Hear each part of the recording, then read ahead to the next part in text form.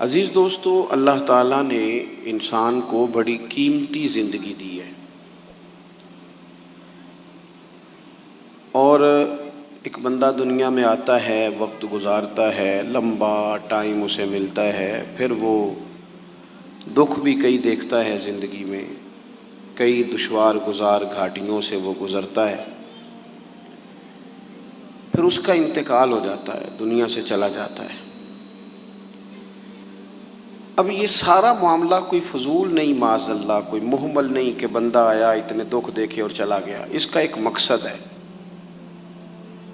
اللہ تعالیٰ نے ارشاد فرمایا کہ الذی خلق الموت والحیات لیبلوکم ایکم احسن عملا، فرمایا ہم نے موت اور حیات کو اس لیے پیدا کیا ہے تاکہ پتہ چلے تم میں اچھے کام کون کرتا ہے، بہترین عمل کون کرتا ہے، سوسائٹی میں، معاشرے میں اچھا کردار کون چھوڑ کے جاتا ہے۔ یہاں سے جو لوگ سعودی عرب جاتے ہیں، ان کا والد قرض اٹھا کے، پلاٹ بیچ کے، یا ماں زیور بیچتی ہے، مجبوری ہے، چلو وہاں جائے گا، کوئی کاروبار کر لے گا۔ لیکن بندہ یہاں سے اتنی مجبوری کے بعد وہاں جائے اور وہاں جا کے وہ بالکل فارغ بیٹھا رہے، تو اس کو ہر آدمی سمجھاتا ہے، اور کچھ لوگ اسے سخت جملوں سے بھی نوازتے ہیں، کہتے ہیں یار اتنی مشکل سے تیرے باپ نے بھیجا ہے، اتنی آرزوؤں کے بعد تیری ماں نے تیرے لیے بندوبست کیا ہے، اور تو یہاں فارغ پھر رہا ہے۔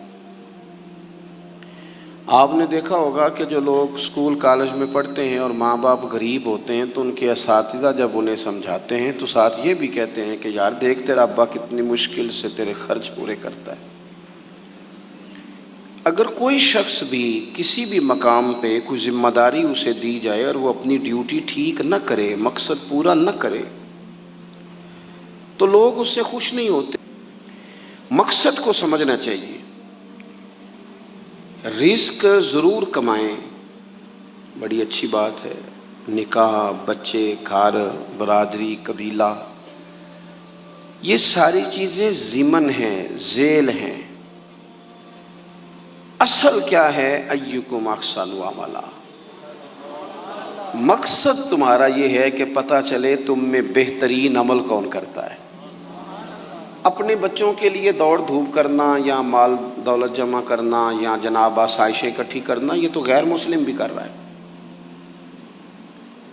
میں اکثر کہتا ہوں کہ یہ دیندار طبقہ ہے، میری طرح کے لوگ ہیں۔ تو ایک بندہ 6 گھنٹے کا سفر طے کر کے آیا ہے، اس نے اسے دیندار سمجھا ہے، نیک آدمی سمجھا جب ہی آیا نا۔ کتنا بڑا اس نے اسے مقام دیا ہے کہ اسے حضور سید عالم علیہ السلام کے دین کا نمائندہ سمجھا ہے۔ یہ خطیب صاحب ہیں، یہ استاد صاحب ہیں، امام صاحب ہیں، پیر صاحب ہیں، کتنا بڑا اپنا مقام اگر بندہ کبھی سمجھے تو کتنا لوگوں نے اسے بڑا درجہ دیا ہے۔ اب ایک بندہ ولی سمجھ کے آ رہا ہے، اس کو کتنا درجہ ملے گا، لیکن اگر سامنے والا جس کو وہ اتنا مقدس مقام دیتا ہے کہ ولی سمجھتا ہے، اور اس بندے کا لالچ 2-4 ہزار ہو جائے، 15-20 ہزار 25 ہزار کی تقریر بیچے، نعت بیچے، دعا بیچے، معاذ اللہ، تو اس کا درجہ کتنا بڑا تھا، اور وہ آ کہاں پہ گیا ہے؟ بھئی یہ کام تو کوئی اور کاروبار کر کے بھی کیا جا سکتا ہے۔ ضروری تھا کہ حضور کی تعریف کر کے تم کمائی اکٹھی کرتے؟ تو کوئی اور کام کر لیتے، بڑے کام ہیں دنیا میں، کوئی اور کر لیتے۔ مقاصد ہمیشہ اعلیٰ رکھیں، چھوٹا مقصد، بڑے مقاصد۔ یہ جو آرام ہے، آسودگی ہے، آرام سے بیٹھنا ہے، کھانا پینا ہے، اچھا گھر ہونا چاہیے، تنگ کوئی نہ کرے، تو حضرت امام حسین تو مسجد نبوی کے خطیب ہیں،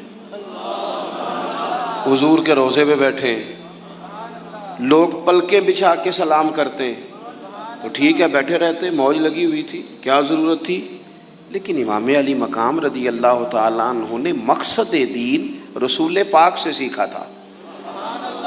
اپنی زندگی میں آگے بڑھنا، کچھ جد و جہد کرنا، ملت کے لیے، قوم کے لیے، وطن کے لیے، اپنوں کے لیے کوئی کوشش کرنا، ہمت کرنا، نکلنا، اور اپنی ذات سے اٹھ کر تھوڑا سا سوچنا، یہ معیار دین ہے۔ کوئی کام انسان زندگی میں کرے. ہم یہاں تو کچھ کرتے نہیں، اور اگر کرتے بھی ہیں تو وہ کیا ہے بھلا؟ مرضی کے کپڑے خرید لو، مرضی کے جوتے لے لو، مرضی کا مکان بنا لو. آپ حیران ہوں گے کہ ہم اس ملک میں رہتے ہیں جہاں سیلاب آیا ہوا ہے، غریب لوگ تکلیف میں ہیں، لوگ خیمہ بستیوں میں رہتے ہیں، پر نئے ماڈل کا موبائل مارکیٹ میں آئے تو وہ شارٹ ہو جاتا ہے. ایک طرف لوگوں کو رہنے کو جگہ نہیں، کھانے کو روٹی نہیں، اور دوسری طرف حال یہ ہے کہ لوگ کہہ رہے ہیں جناب گاڑی ہمیں پہلے چاہیے، گاڑی بک کرائیے وہ پہلے مل جائے، 2-4 لاکھ زیادہ دینا پڑے تو ہم دے دیں گے. یہ مقصود نہیں. مقصد جب بڑا ہو جاتا ہے نا، بڑا، پھر خود بخود یہ چیزیں چھوٹی لگنے لگ جاتی ہیں. یہ جتنی دوڑ دھوپ ذاتی زندگی کے لیے یہ چھوٹی لگنے لگ جاتی ہے. یہ بھلا لوگ اکتائے کیوں رہتے ہیں؟ مقصد اعلیٰ نہیں بنایا. چلیں ایک بندے کا مقصد ہے میں نے شہرت حاصل کرنی، ہو گئی شہرت، جہاں سے جاتا ہے لوگ سلوٹ مارتے ہیں، اب ختم ہو گئی زندگی. ایک شخص نے یہ مقصد بنا لیا کہ میں نے بہت سارا مال جمع کرنا ہے، تو ہو گیا مال جمع، تجوریاں بھری پڑی ہیں، اندر کروڑوں روپیہ ہے، لیکن بیمار ہو گئے تو بیماری صحت پیسوں سے خریدی نہیں گئی، نہیں خریدی گئی. حضرت حسن بصری کہتے ہیں کہ میں ایک بادشاہ سے مجھے کوئی کام تھا، میں ملنے گیا تو مجھے پتہ چلا کہ بادشاہ سال میں ایک دفعہ اپنے گاؤں جاتا ہے. میں اس کے پیچھے اس کے گاؤں چلا گیا تو وہاں ایک قبر تھی. بادشاہ نے سب سے پہلے پڑھے لکھے لوگ لا کے قبر کے قریب کھڑے کیے. تو میں نے پوچھا یہ کیا ہو رہا ہے؟ کہنے لگے ذرا دیکھو، یہ بادشاہ کا ایک ہی بیٹا تھا، ایک کی اکلوتا اس کی قبر ہے. پڑھے لکھے لوگ پہلے کھڑا کیے، پھر اس کے بعد اس نے ڈاکٹر حکیم طبیب کھڑے کیے، پھر اس کے بعد اس نے فوجی سپہ سالار نیزہ باز گھوڑ سوار کھڑے کیے. یہ کیا ہو رہا ہے؟ تو کہتے ہیں مجھے بتایا گیا اس کا ایک ہی بیٹا تھا، بیمار ہو گیا، پھر فوت ہو گیا. بادشاہ سال کے بعد یہاں آ کے کہتا ہے پتر یہ سارے پڑھے لکھے لوگ میں نے تیری قبر پہ کھڑے کیے ہیں ملک کے، اگر علم لڑا کے تجھے بچایا جا سکتا تو شاید میں مرنے نہ دیتا. پھر یہ حکیم طبیب یہ سارے کھڑے ہیں، اور بادشاہ کہتا ہے بیٹا اگر یہ ساری ان کی دانائی دے کے تجھے بچایا جا سکتا تو شاید میں تجھے مرنے نہ دیتا. پھر بادشاہ سپہ سالاروں کو، گھوڑ سواروں کو، تیر اندازوں کو کھڑا کر کے کہتا ہے پتر اگر طاقتیں لڑا کے بھی موت روکی جا سکتی معاذ اللہ تو شاید میں روک لیتا. پھر وہ آخر میں اپنے سر سے تاج اتار کے قبر کے پیروں والی سائڈ پہ رکھ کے رو پڑا. کہنے لگا پتر اگر حکومت دے کے تخت دے کے بھی تجھے بچایا جا سکتا تو میں فقیر بن کے زندگی گزار لیتا پر تجھے بچا لیتا.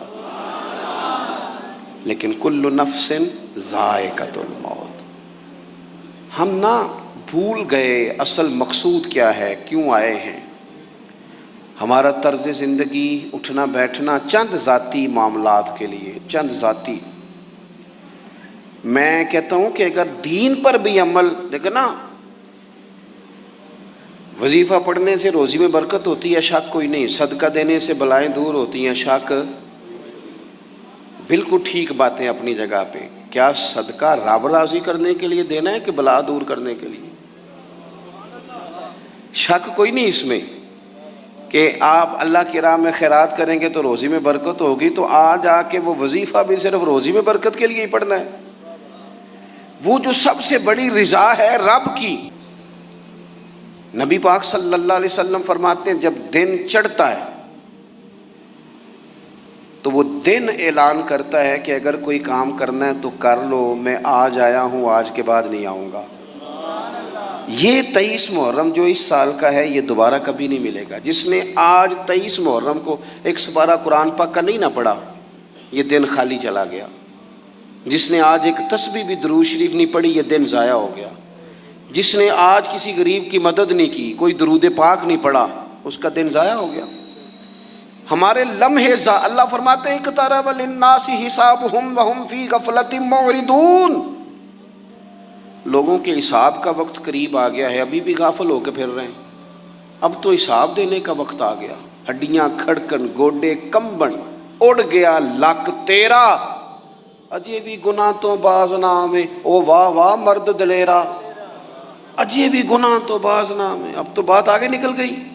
دوستو، مصروف اوقات اور مصروفیت اللہ کے ساتھ، اپنے آپ کو تنہا کرو رسول اللہ کی بارگاہ میں، کچھ وقت مصلی کو، کچھ عبادت کو، کچھ خیر خائی کو، کچھ کوئی خیر کا کام جو ہم سے ہو سکے۔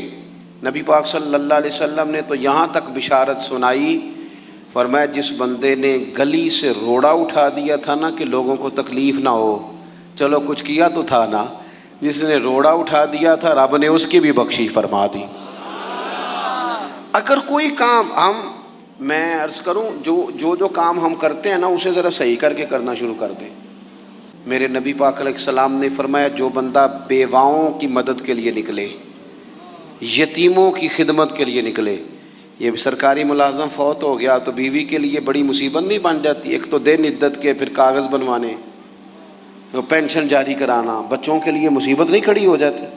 فرمایا جو بندہ بیواؤں کی مدد کے لیے نکلے، یتیموں کی مدد کے لیے نکلے، غریبوں کی خبر گیری کے لیے نکلے، میرے رسول کریم علیہ السلام فرماتے رب اسے اتنا ہی ثواب دے گا جتنا اپنے رستے میں تلوار لے کے جہاد کرنے والے کو ثواب عطا فرماتا ہے۔ اس میں اس کی بھی وضاحت کر دی، فرمایا اتنی مسجد بنا دی جتنا چڑیا کا گھونسلہ ہوتا ہے۔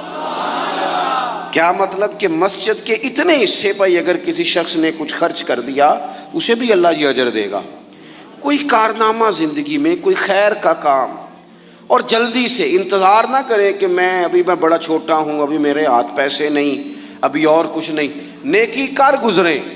اللہ کے محبوب علیہ السلام نے فرمایا نیکی کو چھوٹا نہیں سمجھنا، کچھ نہیں نہ ہو سکتا تو تلخیاں چھوڑ دو، اپنے بھائی سے مسکرا کے میلی لیا کرو، دوست احباب سے ہنس کے ملو، اسی سے برکت ہو جائے گی۔ بہترین عمل کوئی کار ہے نمایاں، اور یہ ضروری نہیں آپ کے کام کا نتیجہ آپ کو فوراً مل جائے، کچھ نتیجے قیامت میں بھی ملیں گے۔ نبی پاک علیہ السلام نے نا صحابہ کرام علیہم رضوان کو حج کی فضیلت بتائی، کعبے کا طواف کرنے کا یہ ثواب ہے، حجر اسود کو چومنے کا یہ ثواب ہے، مینا، مزدلفہ، عرفات، سعی، طواف، سب کے حضور نے فضائل بیان کیے۔ تو جو جمرات پر رمی کی جاتی ہے نا، جس کو اپنی زبان میں ہم کہتے ہیں شیطان کو کنکر مارنا، اس کی فضیلت نہیں سنائی تو نبی پاک علیہ السلام سے صحابہ نے عرض کی یا رسول اللہ اس کی کیا فضیلت ہے؟ تو حضور نے فرمایا یہ تو تمہیں قیامت کے دن پتہ چلے گا نا، جب یہ نیکی بھی تلے گی، کچھ رزلٹ قیامت میں نکلیں گے۔ عمل کر جائیں، یہ نہ کہیں سویرے امام حسین قربانی دے گئے لیکن یزید 4 سال پھر بھی حکومت کر گیا، لیکن ان کی قربانی کا حال یہ ہے کہ گلی گلی امام حسین کا پیغام عام ہو گیا۔ وہ 4 سال حکومت کر گیا پر کوئی اس کا وارث بننے کو تیار نہیں ہے۔